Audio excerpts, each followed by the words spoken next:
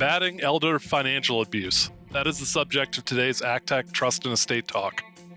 Welcome to ACTEC Trust and Estate Talk from the American College of Trust and Estate Counsel, a professional society of peer-elected trust and estate lawyers in the United States and around the globe. This series offers professionals best practice advice, insights, and commentary on subjects that affect our profession and clients. And now, our ACTEC Fellow host with today's topic. This is Travis Hayes, ACTEC Fellow from Naples, Florida. Elder financial abuse is the crime of the 21st century. The National Council on Aging reports that the loss to seniors from financial abuse is $36.5 billion per year. It's also an underreported crime. A 2023 AARP study shared that 87.5% of elder financial abuse cases are never reported. As estate planning professionals, it's a crime that we need to understand and be on the watch for. ACTEC Fellow Julia Meister of Cincinnati, Ohio, is joined by guest Charles Gilbert of Chicago, Illinois, to discuss this important issue. Charles is the public guardian for Cook County, Illinois, and his office serves as guardian for approximately 700 wards who are mostly older individuals with disabilities and manages more than $100 million in diverse estate assets. Welcome, Julia and Charles. Thank you, Travis. As practitioners, most of our direct experience with elder financial abuse is in civil litigation settings. But there is another facet of combating elder abuse in the legal system that we can discuss with you today, thanks to the participation of our guest, Charles Gilbert of the Cook County, Illinois Office of Public Guardian. Charles participated in a professional program with us at our ACTEC 2024 fall meeting in Chicago, and today is a capsule of the insights he offered to us at that time. Charles, as Travis mentioned, financial exploitation of seniors and people with disabilities is an exploding problem in our society. Are the national statistics that Travis cited consistent with what your office sees? And if so, what is your office doing to address this problem? Thank you, Julia. The national statistics that Travis cited are definitely consistent with what our office is seeing. In fact, about half of all of our new intake cases have at least some issues of abuse or neglect or financial exploitation. And in fact, about 40% of our cases have issues specifically about financial exploitation. To address this problem, our office started an innovative financial recovery program. It's staffed with 3 senior lawyers, and their full-time practice is complex litigation to recover money that had been stolen from the people we served before we were appointed to protect them.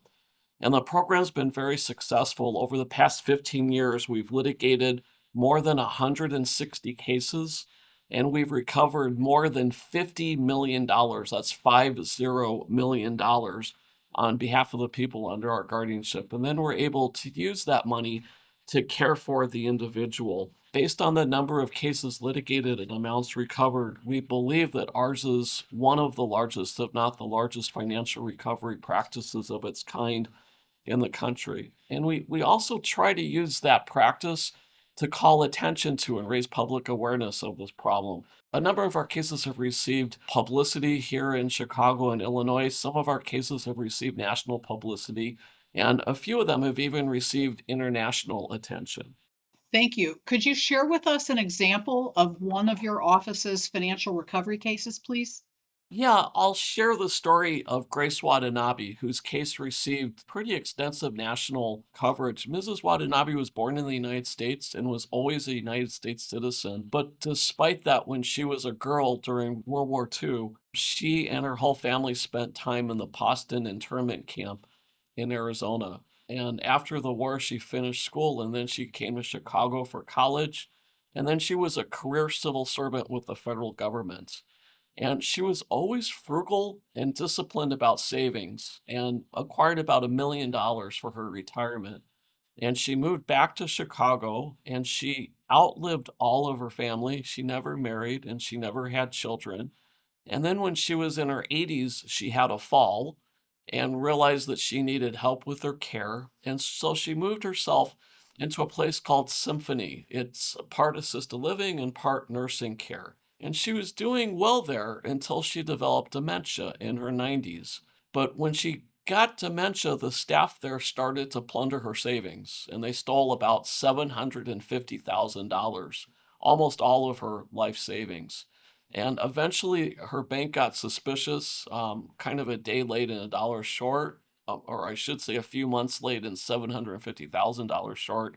But they eventually called our office, and we became Mrs. Watanabe's guardian. And we moved her out of Symphony. We moved her to a safe nursing home. And we sued the individuals at Symphony who stole her money and the corporation. And the people who stole her money, they did so by writing checks to herself. They had access to her checking book and they just started writing checks to themselves for $50,000, $25,000 until it added up to $750,000. And something that was really interesting and to me inspiring about the case is her case got publicity, and Mrs. Watanabe really became a cause celeb in the Japanese American community. Every single court case, even if it was just an agreed continuance, dozens of people from the Japanese American community showed up to show their support. And they would send her holiday cards and birthday cards. They sent Japanese food products to her in her nursing home. They came and visited her. It was really something to see. And Symphony really dragged the case out as much as they could. In my opinion, it was a strategy they thought maybe if she died before there was a recovery, they'd be off the hook. And she, in fact, did die at age 100. But Mrs. Watanabe had a will and left her money to two prominent charities who took over the litigation when she died. And shortly after she died, they obtained a sizable recovery. So Mrs. Watanabe actually never saw the money recovered, but the charities that were meaningful to her and important to her ended up getting the money. Thank you. Well done. Can you tell us about your work with law enforcement to obtain criminal prosecutions of elder abuse offenders in addition to civil recoveries?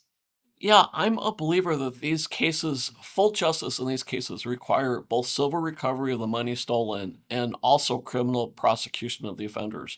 So we always try to work with law enforcement and we do our depositions, we get all the discovery, get all the bank records, we do the spreadsheets tracing where all the money went, and then we turn this all over to law enforcement. However, it's been our experience that sometimes law enforcement's not as aggressive about these cases as we would like to see it be. We've had cases where we did all the work, turned it all over, all the depositions, everything, and they don't do anything. And in fact, Mrs. Watanabe's case is a good example of that. And so sometimes we've actually done press conferences. Why are there no criminal charges in these cases? And we did that in Mrs. Watanabe's case, and her case is a particularly sympathetic case. And right after the press conference, guess what? There were criminal charges filed against two of the thieves, and they got convictions. Do any of your financial recovery lawsuits involve misconduct by attorneys? Yeah, unfortunately, a good number do. To give you an idea, I mentioned that over the past 15 years, we've litigated about 160 cases. 39 of those cases, so nearly a quarter, involved the misconduct of a lawyer that was of such a high level that we felt the need to report that lawyer to the Illinois Bar disciplinary authorities. In a small number of those cases, the lawyer was actually the crook, the lawyer was actually the exploiter. But in many more, in the majority of the cases, the lawyer was not the crook, but the lawyer's malfeasance enabled exploiters to use the lawyer's documents the lawyer prepared to steal from the individual. And those cases seem to fall under four broad categories. One is the lawyer didn't understand who their client was. They thought that the daughter who came in with her father who had dementia is the client, and they did what the daughter wanted without talking to the father whose money was actually at stake. The second fact pattern is the lawyer ignores obvious red flags that their client has diminished capacity or is being unduly influenced and proceeds to prepare documents any ways that the person cannot understand. The third broad fact pattern is the lawyer represents a client who is a fiduciary, like a guardian or an agent under a power of attorney, who's acting contrary to the best interest of the principal or is even stealing from the principal.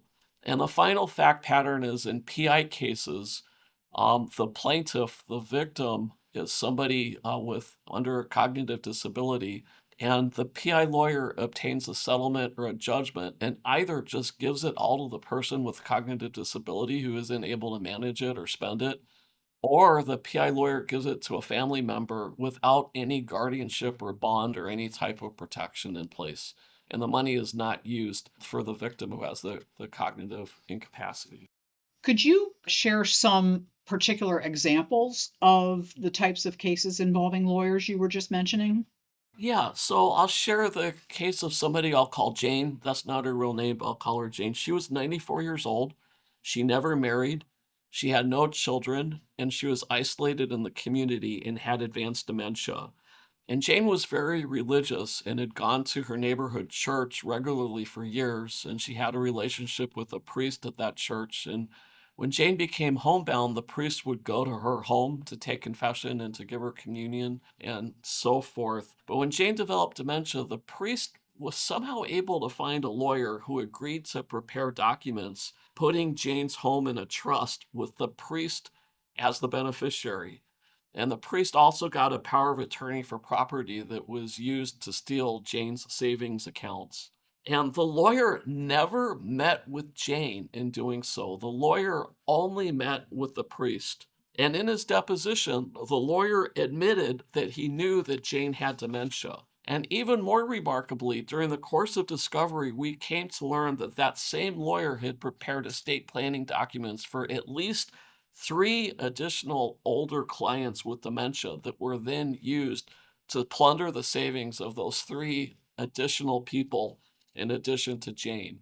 So we ended up getting the documents involving the house invalidated, and we recovered most of the stolen money, but only after lengthy and expensive litigation. And we also reported the lawyer to the Illinois disciplinary authorities, and he was suspended for a minimum of 1 year and until further order of court, but he ended up retiring during that period, so he never practiced law again. And then in a second case, I'll call the person Gene.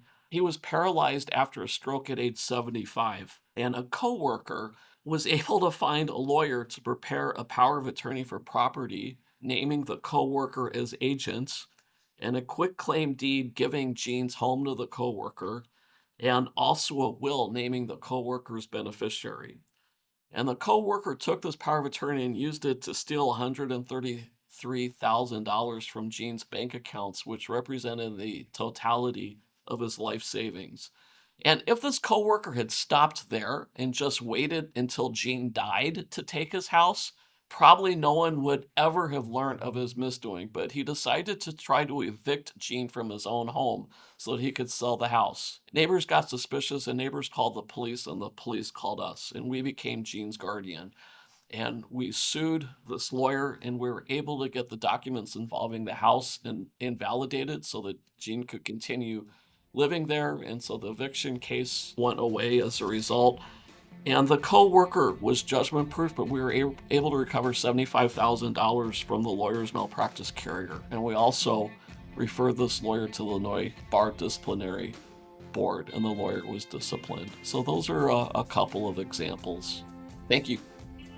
Thank you, Julia and Charles, for discussing important issues relating to elder financial abuse and bringing them to our attention. Thank you for listening to this episode of ACTEC Trust and Estate Talk, the podcast series about wealth planning matters from the American College of Trust and Estate Counsel. To find an ACTEC lawyer near you, visit actec.org. Please subscribe to this series and leave us a rating or a review.